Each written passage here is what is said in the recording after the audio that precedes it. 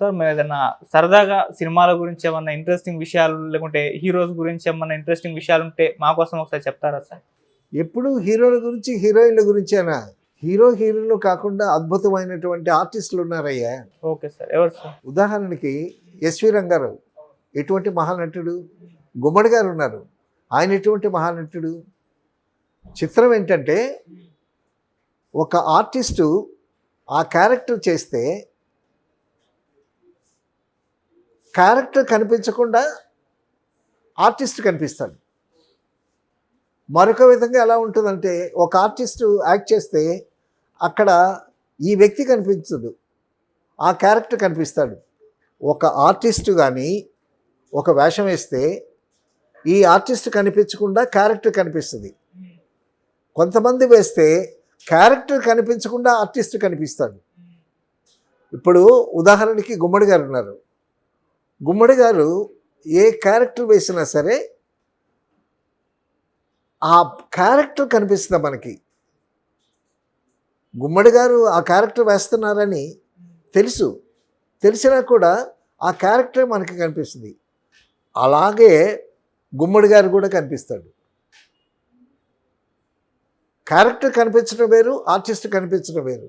కానీ గుమ్మడి గారు వేస్తే గుమ్మడి గారు కనిపిస్తారు, క్యారెక్టర్ కూడా కనిపిస్తుంది. చాలా మనకున్నటువంటి క్యారెక్టర్ ఆర్టిస్ట్లో చాలా గొప్ప నటుడు గుమ్మడి గారు. అందులో సౌమ్యమైనటువంటి పాత్రలు, తండ్రి పాత్రలు వేయటంలో ఆయన మించిన వాళ్ళు లేరు. తర్వాత ఆయన టైమింగ్ కానీ, డైలాగ్ కానీ, తర్వాత ఆ ఫేషియల్ ఎక్స్ప్రెషన్స్ కానీ చాలా అద్భుతంగా ఉంటాయి. ఆయన మహామంత్రి తిమ్మరసులో ఎంత అద్భుతంగా చేశాడు. ఆయన ఏ క్యారెక్టర్ వేసినా చాలా అద్భుతంగా చేస్తాడు. ఓకే. తర్వాత గుమ్మడి గారు చేసినటువంటి క్యారెక్టర్స్లో అప్పటి మాయాబజార్లో తీసుకుంటే, మాయాబజార్లో రామారావు గారున్నా, నాగేశ్వరరావు గారున్నా, బలరాముడు క్యారెక్టర్ వేశాడు. చాలా అద్భుతంగా చేశాడు ఆయన.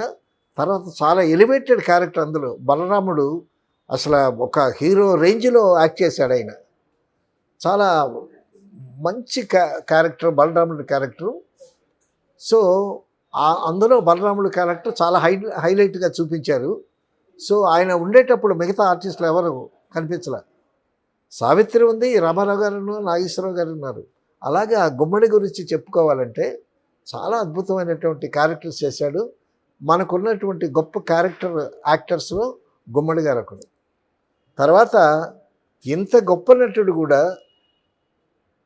గుమ్మడి గారు ఎస్వి రంగారావు గారి గురించి ఒక మాట అన్నాడు. ఏంటంటే ఎస్వి రంగారావు గారు తెలుగులో పుట్టడం, తెలుగు నటుడిగా పుట్టడం మన అదృష్టం, ఆయన దురదృష్టం అన్నాడు. అర్థమైందా? అదృష్టం అర్థమైంది, దురదృష్టం ఏంటి? అవార్డ్స్ కాదు. ఆయన అంత మంచి నటుడు తెలుగులో పుట్టడం మన అదృష్టం.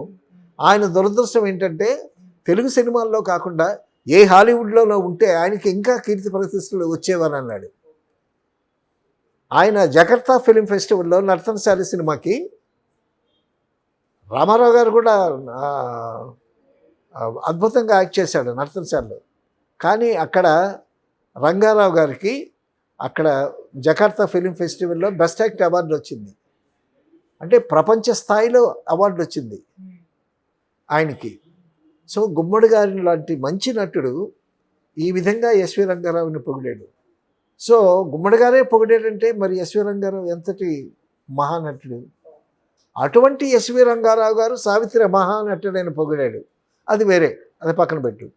పోతే ఎస్వి రంగారావు గారు క్యారెక్టర్ వేస్తే ముందు ఎస్వి రంగారావు కనిపిస్తాడు, సైమల్టేనియస్గా క్యారెక్టర్ కూడా కనిపిస్తుంది.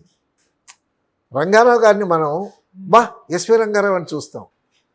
అలా చూసినా సరే ఆ క్యారెక్టర్లో పరకాయ ప్రవేశం చేసి ఆ క్యారెక్టర్ని అద్భుతంగా పోషిస్తాడు. సో ఆర్టిస్టు కనిపిస్తాడు, క్యారెక్టర్ కూడా కనిపిస్తుంది. అలాగే గుమ్మడిలో గుమ్మడి కనిపిస్తాడు, ఆయన వేసేటటువంటి క్యారెక్టర్ కూడా కనిపిస్తుంది. అలాగే ఎస్వి రంగారావు చేస్తే ఎస్వి రంగారావు గారు కనిపిస్తారు, ఆయన చేసే క్యారెక్టర్ కూడా కనిపిస్తుంది.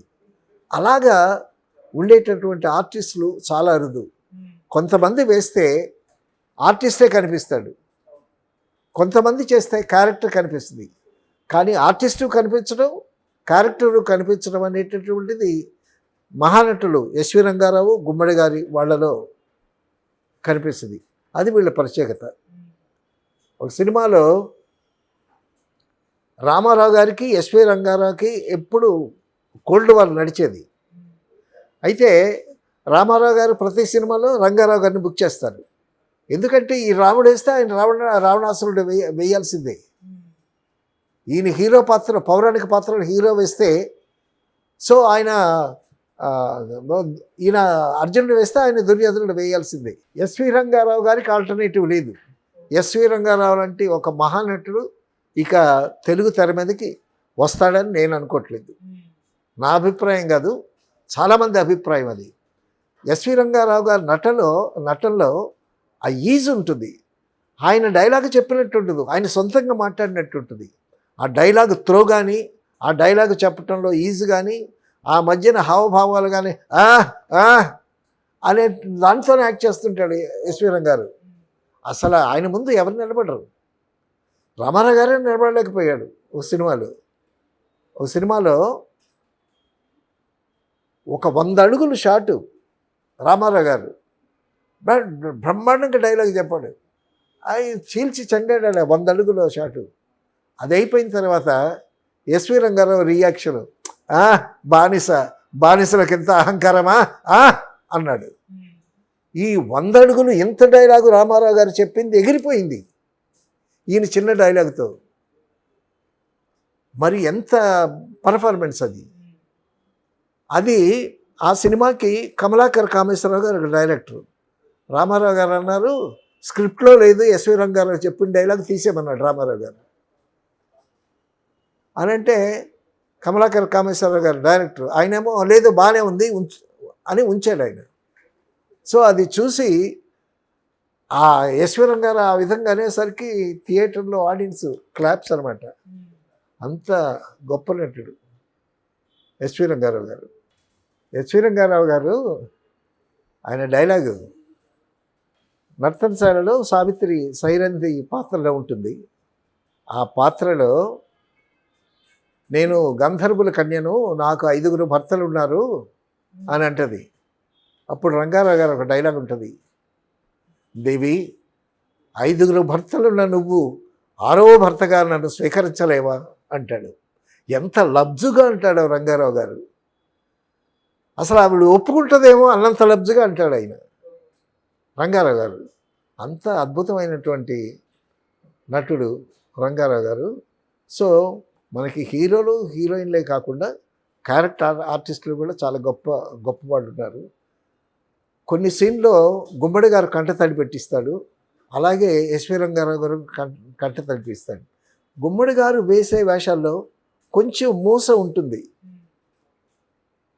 ఒకసారి మేము సినిమాకి వెళితే ఓ ఫ్రెండ్తో గుమ్మడి గారు వచ్చాడు, తెర మీదకి వచ్చాడు. అబ్బో గుమ్మడు ఉన్నాడు రా, గుండెపోటు గుమ్మడి రా, ఈ మధ్య చచ్చిపోతాడు రా గుండె పట్టుకున్నాడు. ఆయనకి గుండెపోటు గుమ్మడి అని ఒక పేరు కూడా ఉండేది. సో ఆయన కూడా కంట తడిపెట్టించేటట్టు గొప్పగా నటిస్తాడు. కానీ ఆయన వేసిన క్యారెక్టర్స్ ఒక మూసలా ఉంటాయి. ఓ మంచి ఫాదరు, ఒక విలేజ్లో ఒక మంచి వ్యక్తిలాగా. కానీ ఎస్వి రంగారావు గారు అలా కాదు. అటు రావణాసురుడు వేస్తాడు, దుర్యోధనుడు వేస్తాడు, తర్వాత సోషల్ సినిమాల్లో కూడా చాలా అద్భుతంగా చేస్తాడు.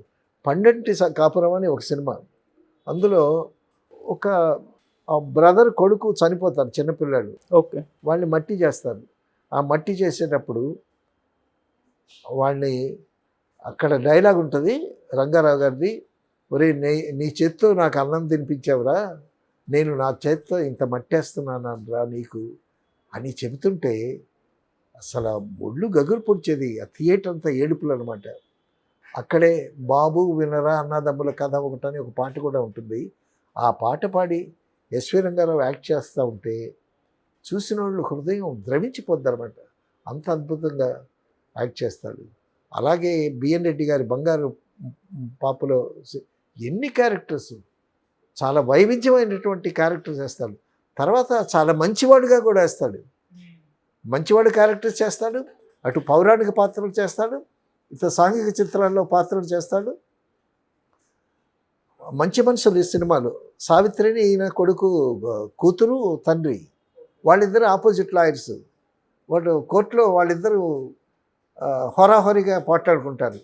మళ్ళీ లంచ్కి ఇద్దరు కలిసి వస్తారు. అక్కడ ఒక సీన్ ఉంటుంది. ఆయన మొహం ఇట్లా తిప్పుతాడు, ఆ మొహం ఇట్లా తిప్పుతుంది. బట్ ఫాదర్కి భోజనం పెట్టాలి కదా, కప్పులు తీస్తుంది. ఒకసారి ఇద్దరు చూసుకుంటారు, బళ్ళు నవ్వుతారు. భలే ఉంటాయి వాళ్ళ పర్ఫార్మెన్స్. ఇటు సాంఘిక చిత్రాల్లో కూడా అంత అద్భుతంగా నటించి మెప్పించగలిగినటువంటి గొప్ప నటుడు ఎస్వి రంగారావు. అదేవిధంగా గుమ్మడి గారు కూడా చాలా అద్భుతమైన మహామంత్రి తెమరసులో ఎంత అద్భుతంగా యాక్ట్ చేశాడు. చిత్రం ఏంటంటే గుమ్మడి గారు, ఎస్వి రంగారావు గారు క్యారెక్టర్ ఆర్టిస్ట్ అయ్యారు, కానీ వాళ్ళు బిగినింగ్లో హీరోగా చేసిన సినిమాలు ఉన్నాయి. హీరోగానే వచ్చారు.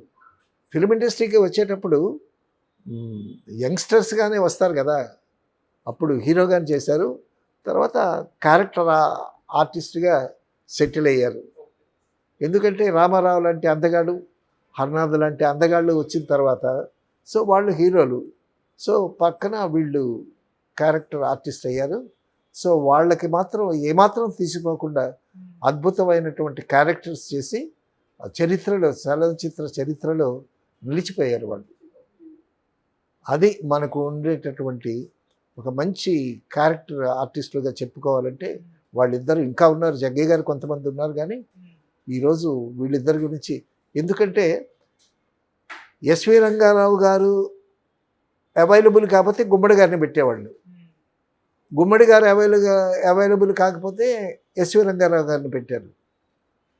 సో ఆ విధంగా వాళ్ళిద్దరికీ ఇది ఉండేది. తర్వాత ఎస్వి రంగారావు గారు రామారావు గారిని ఏమి ఏడిపించాడు, ఎవరిని ఖాతరు చేయడు. ఎస్వి రంగారావు గారు, రామారావు గారు ఎస్వి రంగారావు గారు ఒక సినిమాలో బుక్ చేశాడు.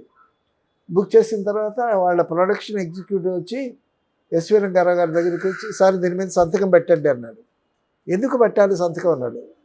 లేదండి అగ్రిమెంట్. ఏం అగ్రిమెంట్ అన్నాడు. అదే మీరు ఇన్ని కాల్ షీట్స్ వచ్చాయి, ఇన్ని షెడ్యూల్స్ మీరు వర్క్ చేస్తున్నారు, మేమంతా మీకు రెమ్యునరేషన్ ఇస్తున్నామని అగ్రిమెంట్ అండి. అగ్రిమెంటా?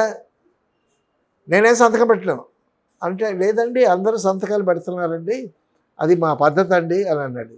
ఏమయ్యా మీ పద్ధతి అయితే నాకు కొన్ని పద్ధతులు ఉన్నాయి, నేను పెట్టను పో అని అన్నాడు. మీరు వేషం వేయించుకోండి, లేకపోతే తీసేయండి, వేషం తీసేయండి, అంతేగాని కాగితాల మీద నేను సంతకం పెట్టను అన్నాడు. కానీ ఎస్వి రంగారావు లాంటి ఆర్టిస్టు రామారావు గారికి కావాలి. సో ఆ విధంగా రామారావు గారిని కాస్త ఏడిపించాడు ఎస్వి రంగారావు గారు. అలా చెల్లింది. అంత అద్భుతమైనటువంటి పర్సనాలిటీ, ఆ వాయిస్, ఆ గంభీరంగా వేషం వేసుకొని రావణాసురుడు కానీ దుర్యోధనుడు కానీ వేషం వేసుకొని ఆ పైపంచ జీరాటితో అసలు సెట్లోకి వస్తేనే ఒక పెద్ద కమర్షన్. ఆయన మేకప్ వేసుకొని సెట్లోకి వస్తూ ఉంటే స్పెల్ బౌండ్ అనమాట. అందరూ అలా చూసేవాళ్ళు. రావణాసురుడు సంపూర్ణ రామాయణం చేశాను కదా నేను, అందులో ఆయనే రావణాసురుడు. ఆయన మేకప్ వేసుకొని ఆ గెటప్ వేసుకొని సెట్లో ఎంటర్ అవుతుంటే బాపు గారు, రమణ గారు, శోభన బాబు, జమున, మేమందరం ఇలాగ స్పెల్ బౌండ్ అయ్యి చూసేవాళ్ళు అనమాట. అంత అద్భుతమైనటువంటి పర్సనాలిటీ, మంచి హైటు, మంచి ఎక్స్ప్రెసివ్ ఫేసు. కొంతమంది ఫేసులో ఎక్స్ప్రెషన్స్ బాగా పలుకుతాయి, కొంతమంది ముఖాలు రాళ్లలాగా ఉంటాయి, ఏమి ఎక్స్ప్రెషన్ పలకదండి.